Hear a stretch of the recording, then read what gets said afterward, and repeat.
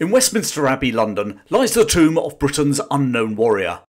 But how was he chosen from all the thousands who died in the First World War?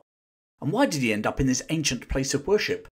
And why is it called the Tomb of the Unknown Warrior and not the Unknown Soldier?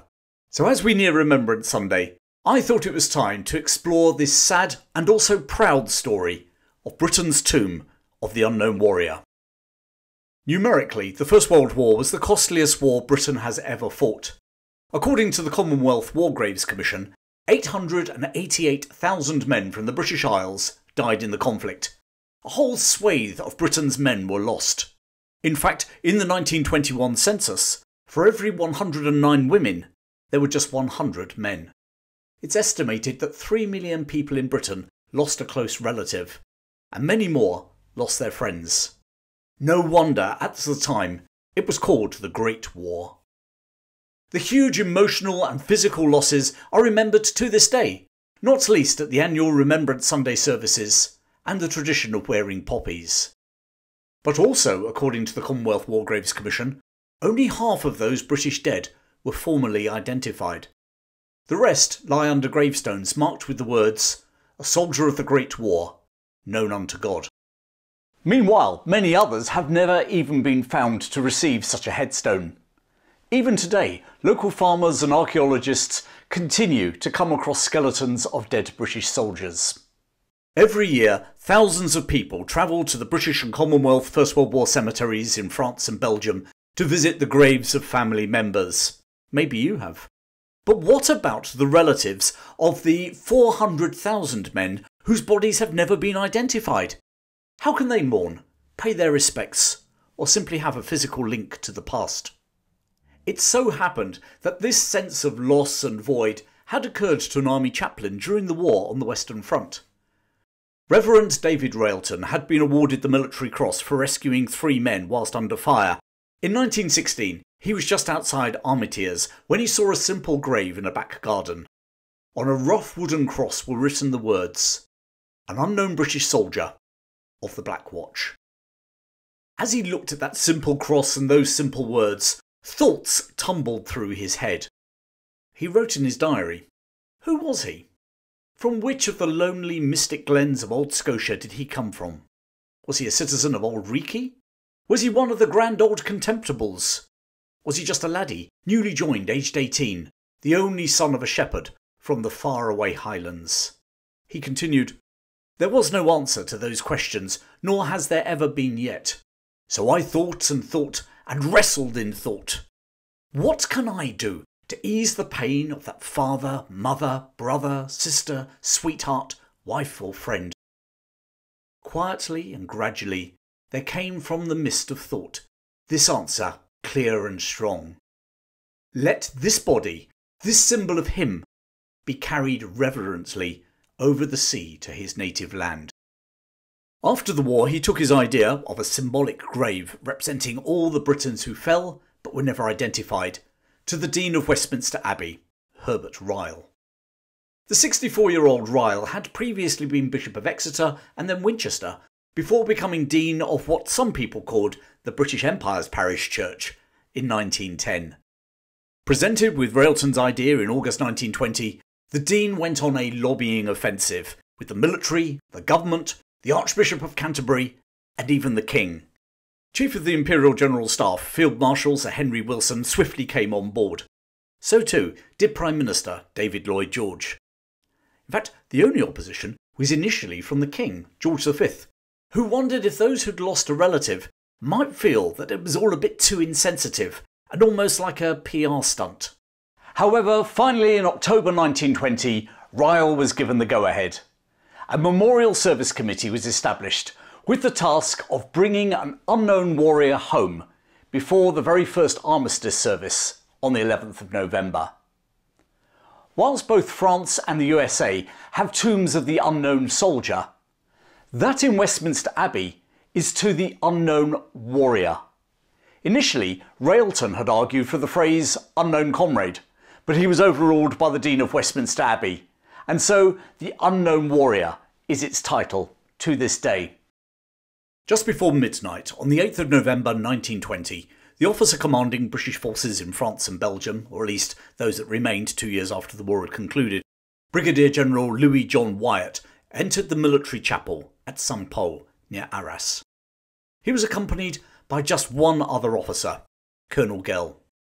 Inside the chapel lay 4 bodies inside individual coffins, each wrapped in a Union flag.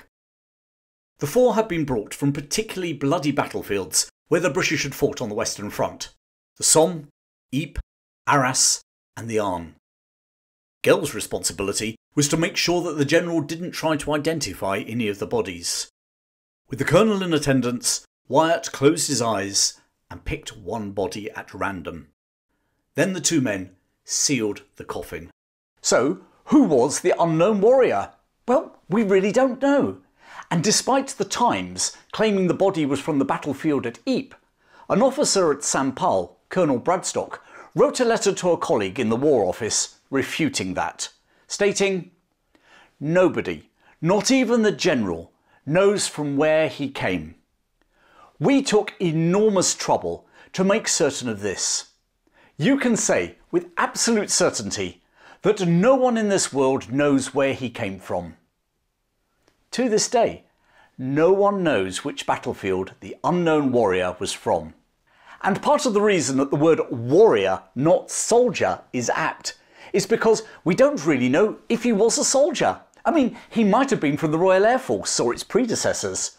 Or he might have been from the Royal Navy, seeing as the Naval Brigade did fight on the Western Front, and some sailors transferred to the army to actually see more action. Although the law of averages would suggest that he probably was a soldier. We don't know his rank, social status or profession. Maybe they were from the aristocracy like Downton Abbey, or maybe they were a servant from downstairs. He may have been a university scholar, a miner or a gypsy. We don't know if he was Methodist, Roman Catholic or Church of England. For all we know, he might be Jewish. We don't know whether he was from England, Wales, Scotland or Ireland. The unknown warrior is a symbol for everyone who lost someone dear to them, especially those who have no grave to visit. And without wishing to set any hairs running, he might have been from the wider empire, as soldiers from Canada, Newfoundland, India, Australia, New Zealand and South Africa all served and died on the Western Front. Although again, the law of averages, rather like being a soldier, also would make it more likely that he did come from the British Isles. But where from in the British Isles? We don't know. He can be anything and everything. A symbol of loss for the entire nation, and indeed beyond. And before we go on, you might be wondering what happened to those other bodies. Well, there are conflicting stories. Wyatt himself claimed that they were buried at the cemetery at St. Paul, although records indicate that the last burials there had occurred back in July. Another officer at St. Paul, although obviously not in the chapel, was Cecil Smith, who later rose to the rank of Major General. Smith claimed that they were not buried at the cemetery because 3 late additions would easily be identified as the bodies that hadn't been picked. Consequently, he said he was ordered to bury the bodies about 50 miles away, deliberately in an area where British grave parties were excavating bodies. The 3 bodies, according to Smith, were found as intended and reinterred. And whilst the warrior's identity is shrouded in mystery, along with those other bodies, there's also some mystery about the date upon which he was actually selected. General Wyatt initially recorded it as the 7th of November, but it's well documented that the following morning the warrior began his journey back to England, and after just 1 day's travel was definitely resting in Boulogne. The National Army Museum in London believe that Wyatt got his dates muddled up, so I'm going to go with their selection date of the 8th of November. So the following morning, that is the 9th of November, following a short service held by army chaplains representing the Church of England, the Roman Catholics and the non-denominational churches, the coffin was moved to the Channel port of Boulogne, 90 miles away. There it was placed inside a second coffin, made from an oak tree felled at Hampton Court Palace. And inside was placed a 16th century warrior's sword, personally chosen by King George V from the royal collection at the Tower of London. The coffin of the unknown warrior was now draped in a flag that Railton had used as a makeshift altar cloth while serving on the Western Front. That Union flag, known as the Padres flag, now hangs in Westminster Abbey. That night, a detachment of French soldiers kept vigil over the warrior in the ancient citadel of the town. The next morning, escorted by a whole division of French soldiers and 1,000 local schoolchildren, the coffin was borne on a gun carriage through the streets of the ancient town. Vast crowds gathered in silence as church bells throughout Boulogne tolled. As it reached the port, the escort were met by the Supreme Allied Commander, Marshal Foch, and the King's representative, Lieutenant General Sir George Macdonell, who saluted the unknown warrior. Gently the coffin was borne aboard the destroyer HMS Verdun for the short journey across the English Channel to finally come home. The Verdun had been specifically chosen as a nod to the French, whose bloodiest battle of the war had been fought at Verdun. And that battle has another role in this story, so stay tuned. The destroyer slowly moved out of the port, where it was joined by an escort of 6 more Royal Navy warships. As the convoy arrived off Dover, the guns of Dover Castle fired a 19-gun Field Marshal's salute. Greeted by a band playing Land of Hope and Glory, the coffin now made its way in a procession headed by the mayor through the town towards the railway station. And there it was placed on a special train to London's Victoria Station. The coffin was placed in a luggage van that had previously been used to transport the body of Nurse Edith Cavell following her execution by the Germans. Arriving in London, the coffin stayed aboard the train overnight. There's a plaque at Victoria Station which marks this moment in history. On the 11th of November 1920, 2 years exactly from when the First World War ended, the body of the unknown soldier was borne on a gun carriage pulled by 6 black horses of the Royal Horse Artillery. As the cortege made their way through London towards Whitehall with the 3rd Battalion Coldstream Guards in support, another Field Marshal salute was fired in nearby Hyde Park. Finally, it arrived at London's other memorial to those who'd fallen for their country, the Cenotaph. The story of the Cenotaph is fascinating and poignant in its own right. Now, whilst we remember the 11th of November 1918 as the end of the First World War, that date actually marks an armistice. The war only officially ended with the signing of the Treaty of Versailles in June the following year. Now, to mark the official end of the war, both France and Great Britain, as victorious allies, decided to celebrate with a victory parade in their respective capitals 3 weeks later. And as part of their parade, the French decided to march past a monument to their dead. British Prime Minister David Lloyd George liked that idea and instructed architect Sir Edward Lytton's to design something similar for the London parade. Working as fast as he could, Lytton's produced a design within a week. With just 12 days to turn it around, even a temporary memorial from wood, plaster and canvas was pushing it, but he did manage it. Sited at Whitehall, it became, without any intention, the focal point of the parade as far as the public were concerned. Afterwards, hundreds of thousands of people flocked to it, walking past with heads bowed and placing wreaths at its base. Plans to remove the temporary structure kept having to be pushed back as the crowds continued to flock to pay their respects to the fallen. Finally, by July 1920, Lytton's Cenotaph was starting to take a battering from the elements. But so great was public support that the government now decided that a permanent memorial was needed. Once more the task fell to Sir Edward Lytton's, whose new memorial was built from slightly more permanent Portland stone. It's the one that remains there to this day. As Big Ben chimed 11 AM, the time of the armistice, on the 11th of November 1920, with the gun carriage bearing the unknown warrior alongside, King George unveiled the new cenotaph. There then followed a 2-minute silence before the last post was sounded.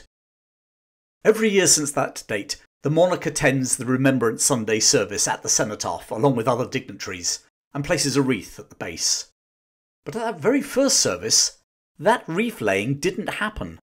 Instead, the king placed his wreath, comprising of red roses and bay leaves, on the hearse of the unknown warrior.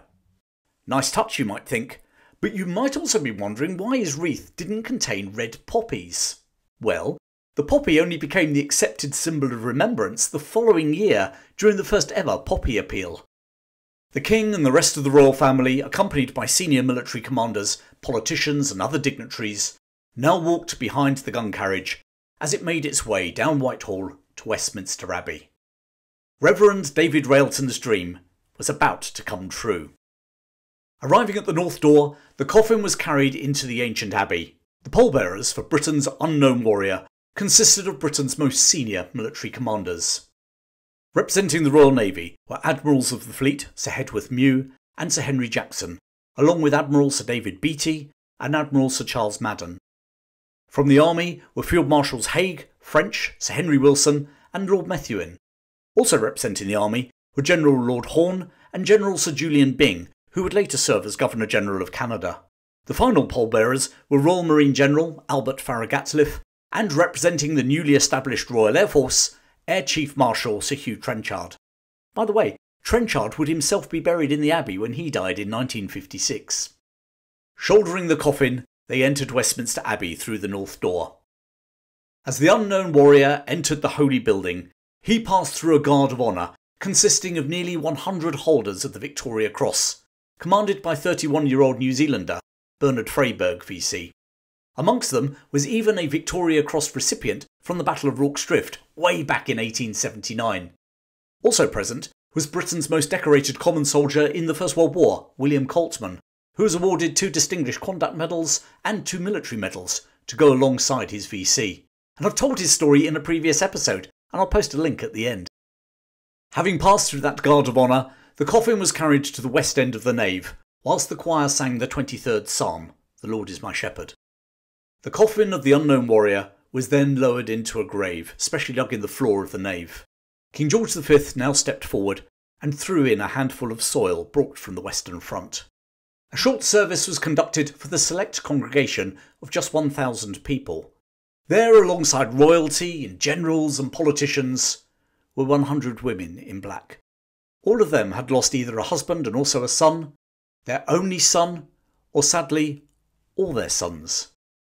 Despite the hurried nature of the preparations for this service, over 15,000 grieving mothers and wives had applied for tickets. 7,500 of them were in that only son and all their sons dead category. The service concluded with the Lord's Prayer and the choir singing "Abide with Me," followed by the congregation joining in with "God of our Fathers," and was brought to a close by the sounding of the Reveille.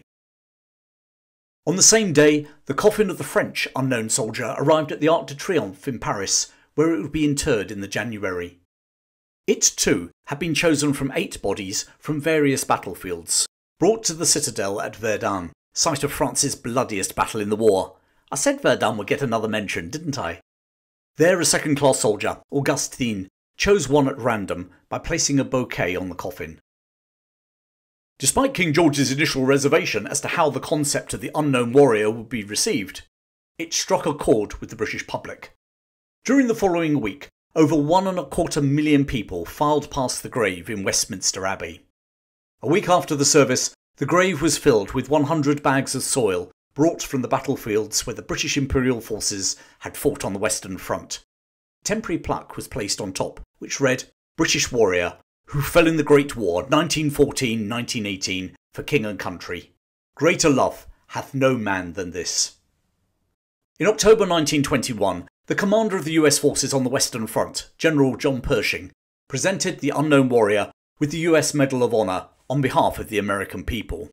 The medal is now actually displayed in a case on the pillar to the left of the tomb as you look into the abbey. Also nearby is the ship's bell from HMS Verdun, which had carried the body across the sea from France.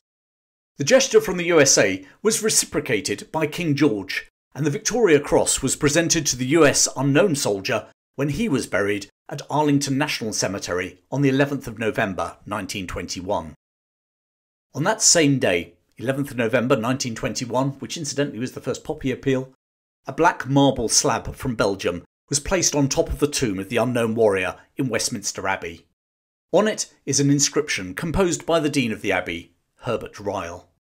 Beneath this stone rests the body of a British warrior, unknown by name or rank, brought from France to lie among the most illustrious of the land, and buried here on Armistice Day, 11th of November 1920, in the presence of His Majesty King George V, his ministers of state, the chiefs of his forces, and a vast concourse of the nation.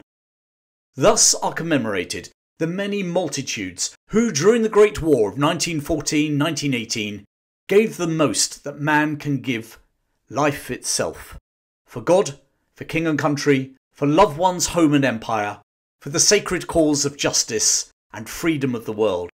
They buried him among the kings, because he had done good towards God and towards his house.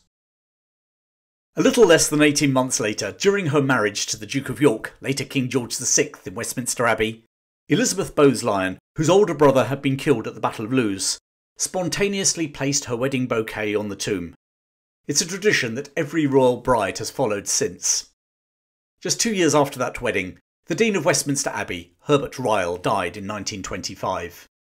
Reverend David Railton stayed in the priesthood, serving parishes in Kent, Yorkshire, Surrey and Liverpool, before retiring to the Scottish Highlands in 1945. He died after falling from a train which was still moving at the station in Fort William in 1955. He was 70 years old. He's pretty much forgotten now, but his idea and his legacy, born in that garden on the Western Front in 1916, live on. Westminster Abbey contains the graves of 16 monarchs of England, starting with Edward the Confessor and including Henry V and Elizabeth I. There are also the graves of David Livingstone, Sir Isaac Newton, William Wilberforce, Geoffrey Chaucer, Charles Dickens and Rudyard Kipling. And there are also the graves of political giants too, including William Gladstone, Pitt the Younger and Lord Palmerston. But without a doubt, the most moving and arguably the most worthy of all of those lying at rest in the ancient abbey is the unknown warrior. Whoever he was, wherever he came from, he is, as David Lloyd George said, a token of our mourning as individuals, for a generation lost, and for all those who made the ultimate sacrifice for their country. Unknown, but not forgotten.